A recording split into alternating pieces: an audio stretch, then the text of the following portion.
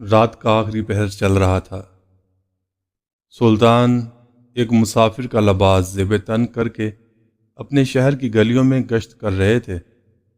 ان تک خبر پہنچی تھی کہ رایا میں ایک آدمی گھس آیا ہے جو ایک جادوگر ہے اور لوگوں کو بیوقوف بنا کر ان کا پیسہ روپیہ لوٹ رہا ہے، اور یہ کام وہ زیادہ تر رات کے وقت کرتا ہے۔ سلطان اسی غرض سے اسے ڈھونڈنے نکلے تھے، لیکن وہ نہیں جانتے تھے آج ان کا ٹکراؤ کس سے ہونے والا ہے اور وہ کس غلط فہمی کا شکار ہونے والے ہیں۔ سلطان ہر منظر کو اپنی آنکھوں میں نقش کرتے جا رہے تھے۔ ابھی تک ان کے سامنے وہ آدمی نہیں آیا تھا۔ انہوں نے سوچ لیا تھا کہ وہ بنا اس آدمی کے محل واپس نہیں لوٹیں گے۔ وہ اس طرح سے اپنی رایا کو کٹ پتلی نہیں بنتے دیکھ سکتے تھے۔ ویسے تو انہوں نے رایا میں اس بات کا اعلان کروا دیا تھا کہ کوئی بھی کسی بھی جادوگر کی باتوں میں نہیں آئے گا، لیکن انہیں ڈر تھا کہ وہ شاطر جادوگر ہے۔ کوئی معصوم انسان اس جادوگر کے ہتھے چڑھ گیا تو وہ یقیناً نقصان اٹھائے گا۔ اس لیے سلطان اس جڑ کو ہی ختم کر دینا چاہتے تھے، لیکن وہ اپنے کل سے ناواقف تھے۔ وہ چلتے جا رہے تھے۔ ان کے ساتھ کوئی بھی موجود نہیں تھا۔ ہمیشہ کی طرح ان کے وزیر نے آج بھی ان کے ساتھ جانے کی ضد کی تھی، لیکن سلطان نے انہیں انکار کر دیا تھا کہ وہ گشت پر ہمیشہ اکیلے جانا مناسب سمجھتے ہیں۔ اپنی وجہ سے وہ کسی کی نیند کو خراب نہیں کر سکتے۔ سلطان جانتے تھے ان کا وزیر سارا دن کٹھن محنت کرتا ہے۔ اگر وہ رات بھی اس کو بے آرام رکھتے تو یہ ان کے ضمیر کو گوارا نہیں تھا، لیکن ان میں یہ ایک عجب بات تھی۔ وہ دوسروں کا تو بہت سوچتے تھے، خاص کر اپنے قریبی لوگوں کا، لیکن وہ ہمیشہ اپنے بارے میں کچھ سوچتے ہی نہیں تھے۔ انہیں بالکل بھی اپنا خیال نہیں تھا۔ وہ رات میں بھی جاگ کر رایا کی خدمت انجام دیتے تھے اور سارا دن تو بس انہی کی خدمت میں لگے رہتے تھے۔ ابھی بھی وہ رایا کے خاطر ہی ڈگر ڈگر گھوم رہے تھے۔ ابھی وہ ایک گلی سے مڑ کر دوسری گلی میں داخل ہوتے کہ اچانک ہی انہیں گلی کے نکڑ پر ایک آدمی نظر آیا۔ یکدم ہی ان کے دماغ کی بتی جل اٹھی تھی، یعنی یہ وہی جادوگر تھا جو لوگوں کو بیوقوف بنا رہا تھا۔ اس کے پشت سے تو ایسا ہی معلوم ہو رہا تھا جیسے وہ کوئی تاجر ہے، لیکن سلطان نے اس آدمی کی چھان بین کے بارے میں بھی سوچا تھا، کیونکہ رات کا ایسا وقت ہو رہا تھا جس میں کوئی بھی عام انسان باہر نکلنا مناسب نہیں سمجھتا تھا۔ چاندنی رات میں ہر جگہ سناٹا ہو رہا تھا، بس دور دراز سے کتے بھونکنے کی آواز آ رہی تھی۔ سلطان نے بے ساختہ اس آدمی کو آواز دی تو وہ یکدم ہی رک گیا۔ شاید وہ بھی سلطان کی طرح یہی سوچ رہا تھا کہ اس پہر اسے کون پکار رہا ہے۔ اس آدمی کے ہاتھ میں ایک پنجرا بھی موجود تھا جو اسے ایک جادوگر بنانے کے لیے کافی تھا۔ سلطان قدم بقدم چلتے ہوئے اس شخص کے قریب آئے اور اس کو پلٹنے کے لیے بولا۔ پہلے تو وہ آدمی گھبرا گیا اور وہاں سے جانے لگا، لیکن سلطان نے فوراً ہی اس کے کندھے پر ہاتھ رکھا اور نرم لہجے میں بولے، دیکھو، ہم کوئی چور یا لٹیرے نہیں ہیں، نہ ہی ہم تمہیں کوئی نقصان پہنچانا چاہتے ہیں۔ دراصل ہمیں تم سے تھوڑی معلومات حاصل کرنی ہے۔ اگر تمہیں مناسب لگے تو پلٹ جاؤ۔ وہ آدمی سلطان کا نرم لہجہ سن کر فوراً ہی پلٹا تھا، جبکہ سلطان نے دیکھ کر سر نفی میں ہلا دیا تھا، کیونکہ یہ شخص جادوگر نہیں تھا۔ اس کے لباس سے معلوم ہو رہا تھا جیسے وہ کوئی تاجر ہے اور دوسرے شہر سے یہاں پر آیا ہوا ہے۔ سلطان نے اسے سلام کیا اور اس کا حال احوال پوچھا، جبکہ وہ آدمی کافی گھبرا رہا تھا۔ اس نے گھبرائی ہوئی آواز میں سلام کا جواب دیا اور سلطان سے پوچھنے لگا کہ آپ کون ہیں۔ پہلے تو سلطان نے سوچا کہ اس کو اپنی اصل شناخت نہیں بتانی چاہیے، لیکن پھر اس کی گھبراہٹ دیکھ کر سلطان نے اسے اپنا اصل بتا دیا کہ وہ کون ہے، جبکہ اس تاجر کی تو بانچیں کھل اٹھی تھی۔ وہ بے ساختہ اپنا پنجرا زمین پر رکھ کر سلطان کے ہاتھ کا بوسہ لینے لگا تھا۔ وہ اتنا بے قرار ہو گیا تھا کہ کسی بھی طرح وہ سلطان کے سینے سے لگنا چاہتا تھا، جبکہ سلطان نے اس کی اتنی بے قراری دیکھی اسے اپنے سینے سے لگا لیا تھا۔ جبکہ وہ آدمی فرتے جذبات سے کہنے لگا، سلطان معظم، مجھے یقین نہیں آ رہا کہ آپ میرے سامنے کھڑے ہیں۔ آپ کو معلوم ہے میں اتنی دور سے آپ سے ملاقات کے لیے آیا تھا، لیکن صبح آپ کی رایا کافی قطار میں کھڑی ہوئی تھی اور مجھے ایسے بے وجہ آپ کو پریشان کرنا مناسب نہیں لگا، اسی لیے میں واپس اپنے شہر جا رہا تھا۔ میں کئی بار آپ کی دہلیز تک آیا تھا، لیکن یہی سوچ کر لوٹ جاتا تھا کہ نہ جانے آپ مجھ سے ملاقات کریں گے یا نہیں، لیکن آج مجھے اپنے اللہ پر پورا یقین آ گیا ہے کہ وہ ہر شے پر قادر ہے۔ تھوڑی دیر پہلے میں نے تہجد کی نماز ادا کرنے کے بعد اللہ تعالیٰ سے دعا کی تھی کہ مجھے آپ سے ایک بار ضرور ملنے کا موقع مل جائے۔ میں آپ کا ہاتھ چومنا چاہتا تھا، آپ کے سینے سے لگنا چاہتا تھا، آپ کو بتانا چاہتا تھا کہ آپ کتنے عظیم انسان ہیں۔ آپ جیسا اس پوری دنیا میں کوئی دوسرا شخص موجود نہیں ہے، آپ جیسا کوئی بادشاہ اس سلطنت پر ہو ہی نہیں سکتا۔ آپ کی مثال سب سے اعلیٰ ہے۔ اللہ تعالیٰ نے آپ کو ہم غریب لوگوں کے لیے ایک فرشتہ بنا کر بھیجا ہوا ہے، جو لوگوں کی خدمات اپنا فرض سمجھ کر نہیں بلکہ اپنا خاندان سمجھ کر کرتے ہیں۔ میں آپ کو کیا بتاؤں کہ میں آپ کے بارے میں کیا کیا سوچتا ہوں۔ ویسے تو میں تاجر ہوں اور میرے پاس وقت نہیں ہوتا، لیکن میں خصوصاً آپ کی خاطر اپنے شہر سے اتنی دور ملاقات کے لیے آیا تھا، لیکن اتنے قریب آ کر بھی میرے دل میں یہ خوف تھا کہیں آپ مجھے منع نہ کر دیں اور میرا دل نہ ٹوٹ جائے۔ مجھے آپ سے اتنی الفت ہے کہ میں الفاظوں میں بیان نہیں کر سکتا۔ وہ تاجر بولتے بولتے رونے جیسا ہو گیا تھا، جبکہ سلطان حیران تھے کہ لوگ ان سے اتنی محبت کرتے ہیں۔ انہوں نے ایک بار پھر اسے اپنے سینے سے لگا لیا اور اپنے ہونے کا مان بخشا۔ وہ کہنے لگے کہ بھلا آپ نے ایسے کیسے سوچ لیا کہ آپ ہم سے ملاقات کے لیے آتے اور ہم آپ سے نہ ملتے؟ اللہ تعالیٰ نے اگر ہمیں یہ رتبہ اور شان و شوکت عطا کی ہے تو صرف ایک عاجزی کی وجہ سے، اور جو شخص عاجزی نہیں کرتا بلکہ غرور کرتا ہے تو پھر اللہ اسے عرش سے زمین پر پٹک دیتا ہے۔ یقین جانیے ہم بالکل ایسا نہیں کرتے۔ آپ سے ہم ضرور ملاقات کرتے اور ہم ابھی بھی آپ کو اپنے مہمان بنانا چاہتے ہیں۔ ہم آپ سے درخواست کرتے ہیں کہ آپ ہمارے محل چلیں۔ ہم آپ کو اپنے محل میں مہمان کے طور پر دعوت دیتے ہیں، اور کل پورا دن آپ ہمارے ساتھ رہیں گے، اور جب جب آپ ہمارے شہر آئیں گے تو ہمارے محل کا دروازہ آپ کے لیے کھلا رہے گا۔ جبکہ وہ تاجر اتنا خوش ہو گیا تھا کہ بے ساختہ اپنا پنجرا اٹھا کر اپنے طوطے سے کہنے لگا، دیکھا تم نے مٹھو، میں نہیں کہتا تھا کہ ہمارا بادشاہ سب سے عظیم ہے۔ اس کے دل میں لوگوں کے لیے بہت نرمی ہے۔ جبکہ وہ طوطا اپنی آواز میں کہنے لگا تھا، سلطان معظم زندہ باد۔ مالک، تم ٹھیک کہتے ہو، ہمارے بادشاہ سب سے عظیم ہے۔ جبکہ سلطان بے ساختہ مسکرائے تھے۔ انہوں نے آج سے پہلے بھی کئی بولنے والے طوطے دیکھے تھے، لیکن ایسا طوطا انہوں نے کبھی نہیں دیکھا تھا جو اپنے مالک کے سوال پر جواب دے۔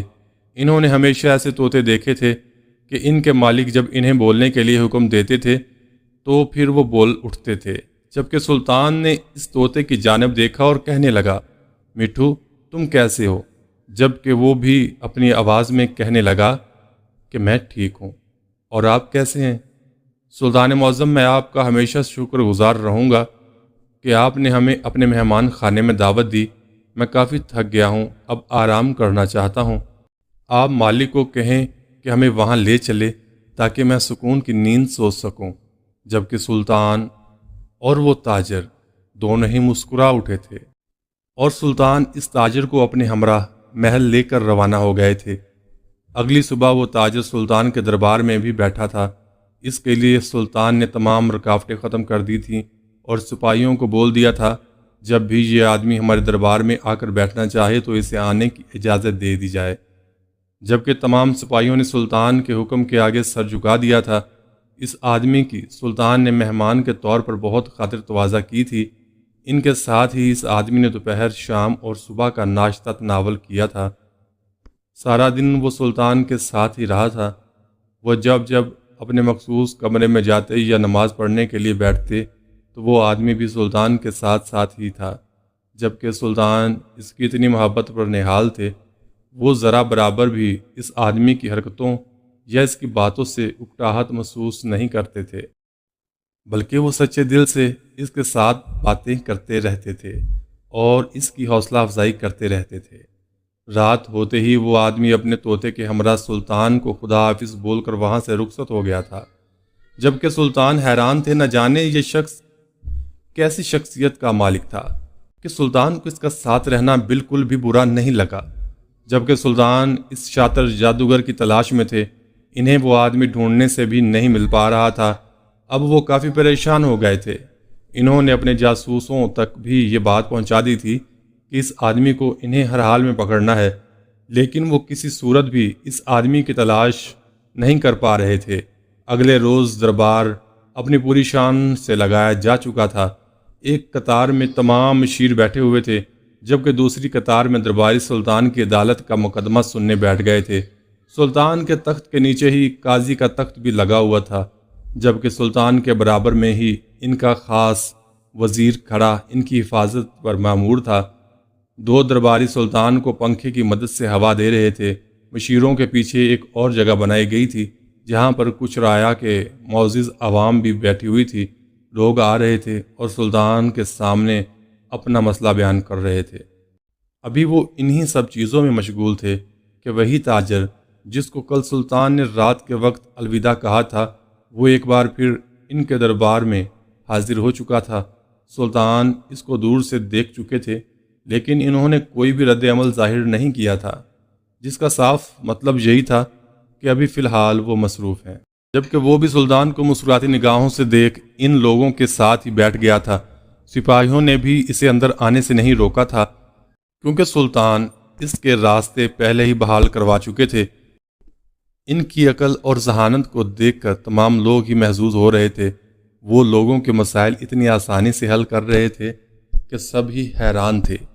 اچانک دو بھائی لڑتے جھگڑتے دربار میں داخل ہوئے۔ سلطان پوری طرح سے ان لوگوں کی جانب ہی متوجہ تھے۔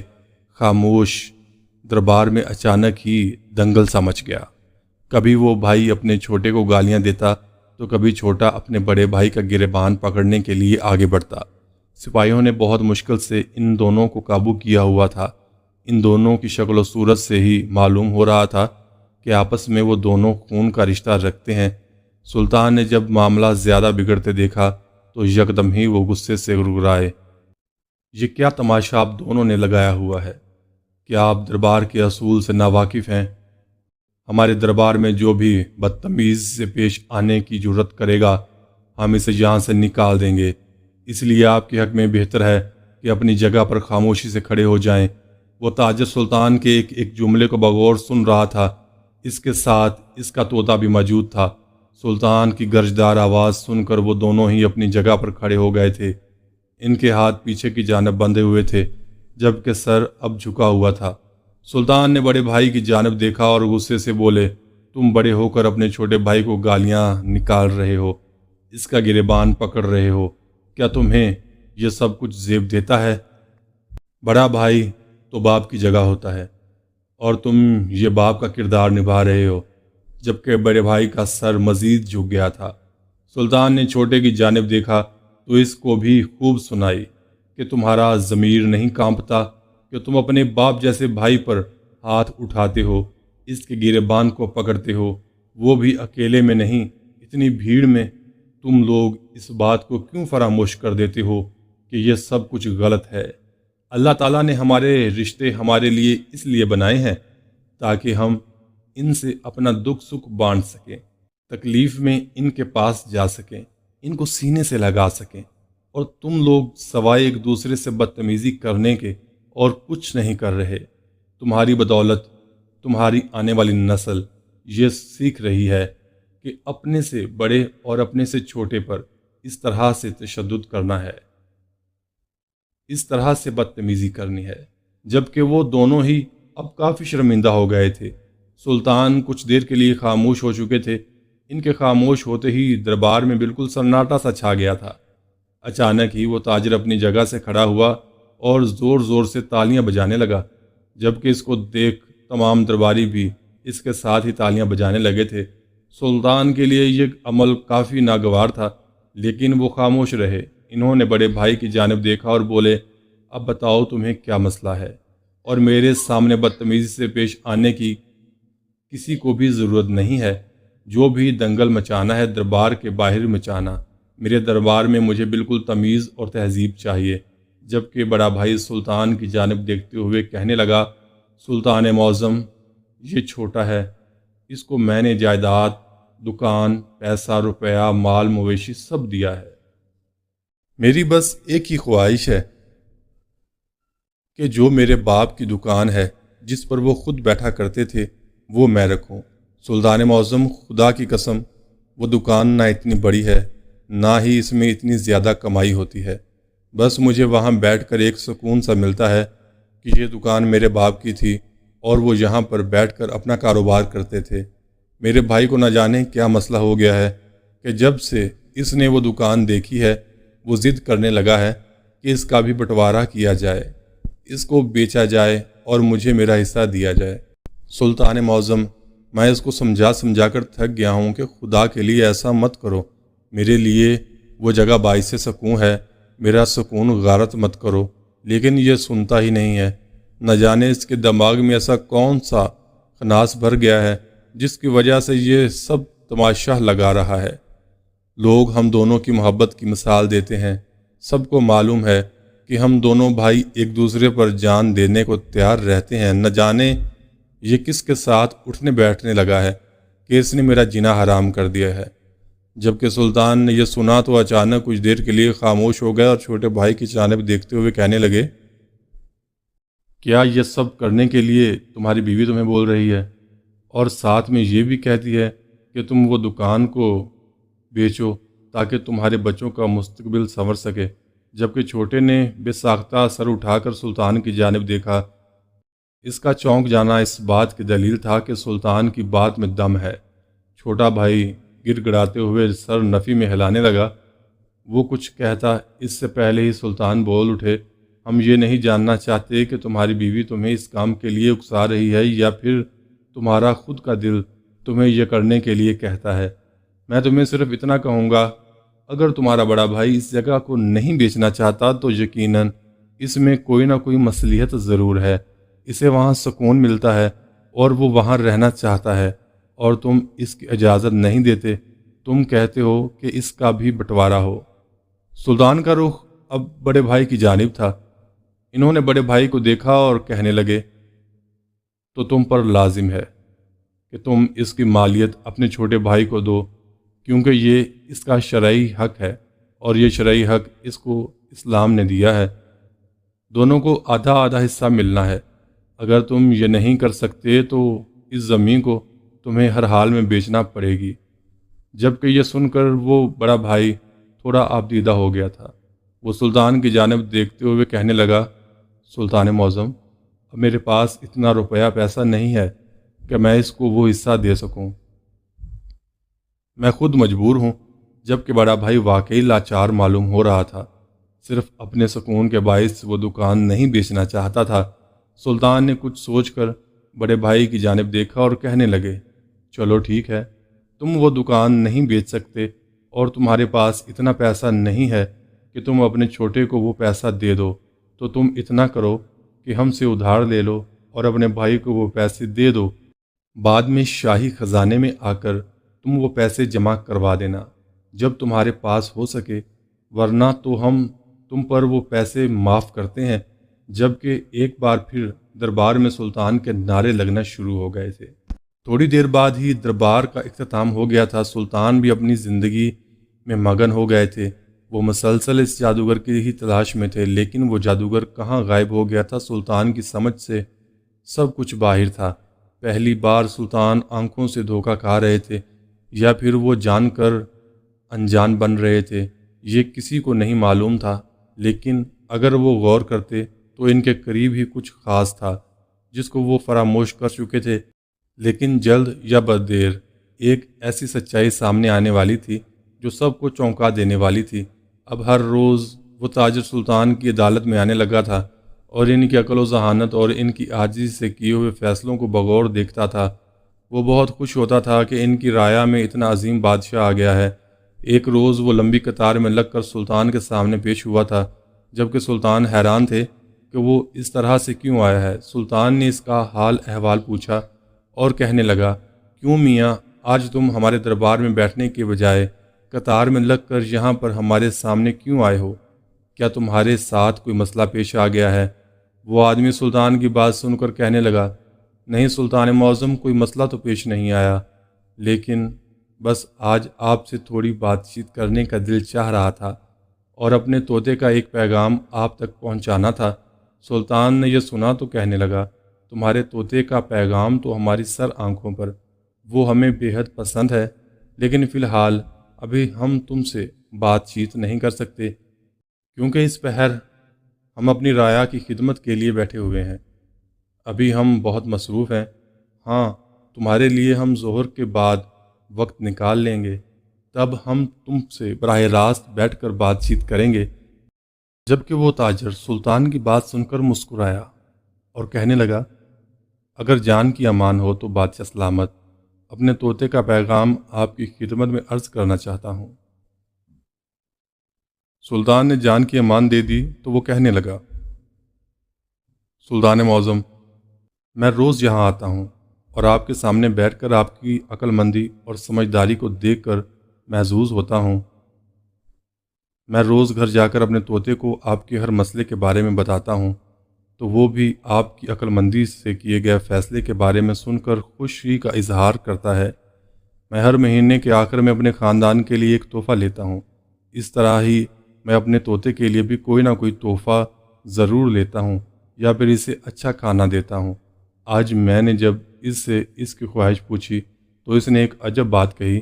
اس نے کہا کہ میں آپ تک یہ پیغام پہنچا دوں اور آپ سے یہ سوال پوچھوں کہ میں کب آزاد ہوں گا، جبکہ اس سوال سے فوراً ہی دربار میں چہم گوئیاں ہونا شروع ہو گئی تھیں۔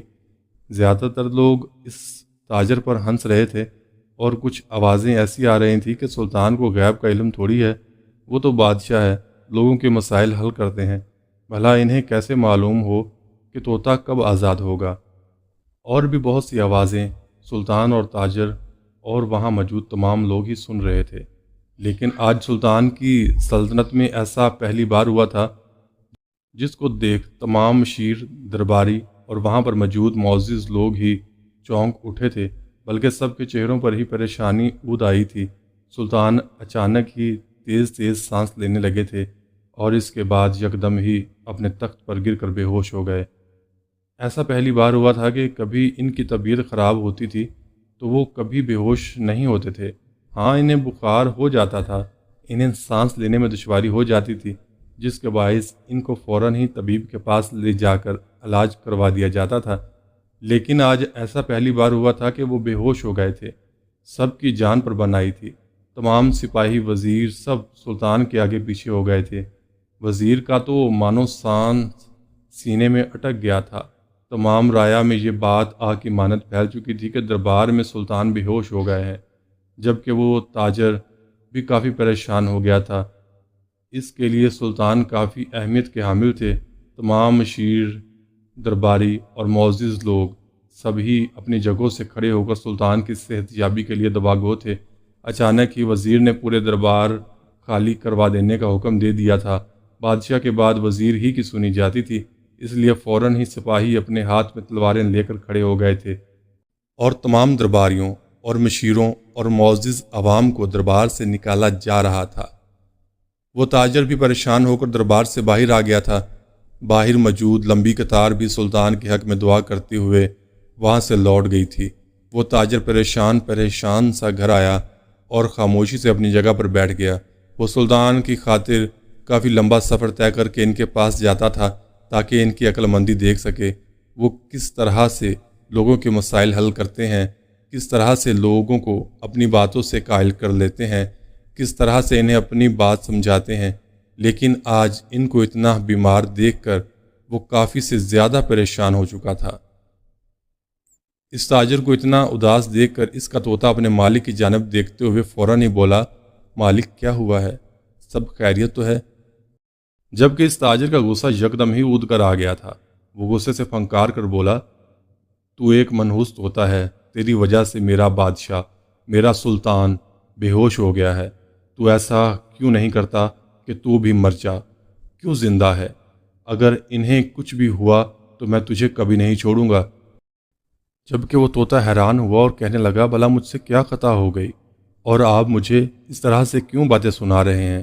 اس تاجر نے سنا تو کہنے لگا، تیری وجہ سے یہ سب کچھ ہوا ہے۔ میں نے جیسے ہی تیرا پیغام سلطان کو بتایا کہ تو کب آزاد ہوگا تو یکدم ہی وہ تیز تیز سانس لینے لگے اور زندگی میں پہلی بار وہ بے ہوش ہو گئے۔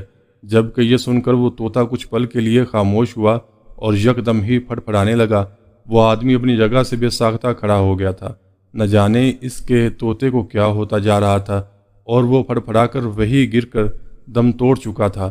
جبکہ وہ تاجر حیران رہ گیا کہ وہ طوطا سلطان سے اس قدر محبت کرنے لگا تھا کہ ان کی ذرا سی بات سن کر ہی مر گیا۔ اس نے اتنا صدمہ لے لیا، وہ کافی دیر تک افسردہ رہا۔ اسے سمجھ نہیں آیا یہ اس کے ساتھ کیا ہو گیا ہے۔ پہلے سلطان اور اس کے بعد اس کا اتنا قریبی دوست اس کا طوطا۔ تھوڑی دیر بعد وہ اپنا سوگ بنا کر کھڑا ہوا اور اپنے طوطے کا پنجرا کھول کر اس طوطے کو باہر نکال کر گلی میں پھینک دیا۔ اچانک ہی وہ طوطا اڑ کر درخت کی ڈال پر بیٹھ چکا تھا۔ جبکہ وہ تاجر حیران و پریشان سا اس طوطے کو دیکھ رہا تھا جو اس درخت کی ڈال پر بیٹھ اس کی جانب ہی متوجہ تھا۔ وہ تاجر اپنی جگہ سے اٹھا اور فوراً ہی اس طوطے کی ڈال کے قریب آ کر غصے سے پھنکارا، یہ کیا حرکت ہے؟ چلو پنجرے کے اندر واپس آؤ، میں تو سمجھا تھا کہ تم مر چکے ہو۔ جبکہ وہ طوطا اڑتے ہوئے بولا، تم اتنے بیوقوف ہو جس کی کوئی حد نہیں ہے۔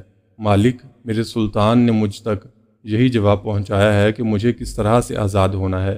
انہوں نے مجھے جواب دے دیا ہے۔ اب تم بھلے محل جا کر اس بات کا پتہ کر سکتے ہو کہ سلطان کی طبیعت کیسی ہے۔ انہوں نے مجھے آزاد ہونے کا طریقہ بتا دیا تھا۔ اب مالک، تم اپنے راستے اور میں اپنے راستے۔ جب تک کے لیے خدا حافظ، وہ طوطا یہ بول کر اڑ چکا تھا۔ جبکہ نیچے کھڑا وہ تاجر صرف اس طوطے کو آسمان میں جاتے دیکھتا رہ گیا تھا۔ آج پہلی بار اسے اپنی کم عقلی کا احساس ہوا تھا۔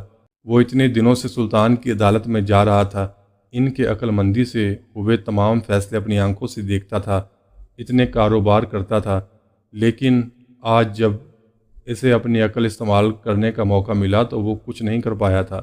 اور یہ بات حقیقت ہے، اللہ تعالیٰ کی طرف سے ہی انسان کو عقل و شعور دیا جاتا ہے کہ آپ کو کس طرح سے اس کا استعمال کرنا ہے۔ اس نے سر جھٹکا اور اپنے گھر میں آ گیا تھا۔ اسے بار بار ملال ہو رہا تھا کہ وہ کتنی بڑی غلطی کر چکا ہے۔ شام کے سائے ڈھلتے ہی سلطان کے 2 سپاہی سے گرفتار کرنے کے لیے آ گئے تھے، جبکہ وہ حیران تھا کہ اس کے ساتھ ایسا کیوں ہوا ہے۔ وہ ان سپاہیوں سے اپنا قصور پوچھ رہا تھا، لیکن ان دونوں سپاہیوں نے اپنے منہ پر چپ کا کفل لگایا ہوا تھا۔ وہ سپاہی اس تاجر کو زبردستی سلطان کی عدالت میں رات کے پہر پیش کر چکے تھے، جبکہ سلطان نے فوراً ہی غصے سے گرجتے ہوئے اس تاجر سے پوچھا تھا، سچ سچ بتاؤ تم کون ہو؟ ہمارے اثر و سلوک سے معلوم ہوا ہے کہ تم جادوگر ہو اور ہماری رعایا کے لوگوں کو اپنی باتوں میں الجھا کر ان سے پیسہ روپیہ لوٹ رہے ہو۔ جبکہ اس بار چونک جانے کی باری پورے دربار کی تھی اور وہ تاجر بھی بہت بری طرح سے گڑبڑایا تھا۔ وہ کچھ کہنا چاہتا تھا لیکن اس کے لب پھڑپھڑانا بند ہو گئے۔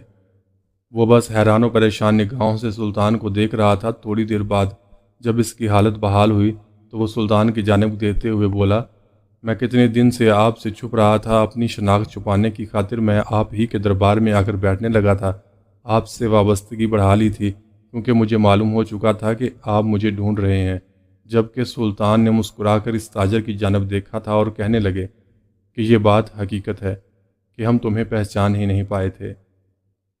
ہم بھی سب عام عوام کی طرح یہی سمجھ رہے تھے کہ تم ایک تاجر ہو اور ہم سے محبت کرتے ہو، جب بھی یہاں پر روز آتے ہو، لیکن تمہارا یہی روز آنا ہماری آنکھوں میں کھٹک چکا تھا، اور صبح جس کو تم نے آزاد کیا ہے، جو ہماری بدولت اس پنجرے سے نکلا ہے، اس نے ہی ہم تک آ کر یہ بات پہنچائی ہے کہ تم ہی وہ جادوگر ہو جو لوگوں کو اپنے جال میں پھنسا کر لوٹ رہے ہو، جبکہ وہ آدمی چونک کر رہ گیا تھا۔ اسے رج کر اپنے طوطے پر غصہ آیا تھا۔ نہ جانے وہ طوطا کہاں سے اڑتا ہوا آیا اور سلطان کے تخت کے اوپر بیٹھتے ہوئے زور زور سے بولا، برے کا انجام برا ہی ہوتا ہے۔ سلطان، یہ وہی بدبخت شخص ہے جو معصوم لوگوں کو بیوقوف بناتا ہے۔ میں نے ہمیشہ اس کا خیال کرنا چاہا، اس کو سمجھانا چاہا کہ یہ سب غلط ہے، لیکن اس کو میری بات سمجھ نہیں آئی۔ جبھی میں نے اس کے ساتھ دغا کی اور آپ تک یہ خبر پہنچائی کہ یہی وہ جادوگر ہے، جبکہ سلطان نے اس طوطے کی پشت پر ہاتھ پھیرا اور فوراً ہی سپاہیوں کو حکم دیا کہ اس آدمی کو کال کوٹری میں بند کر دیا جائے، جبکہ سلطان نے اس طوطے کو باغوں کی جانب اڑا دیا تھا، کیونکہ وہ کسی بھی پرندے کو قید کرنے کے حق میں نہیں تھے۔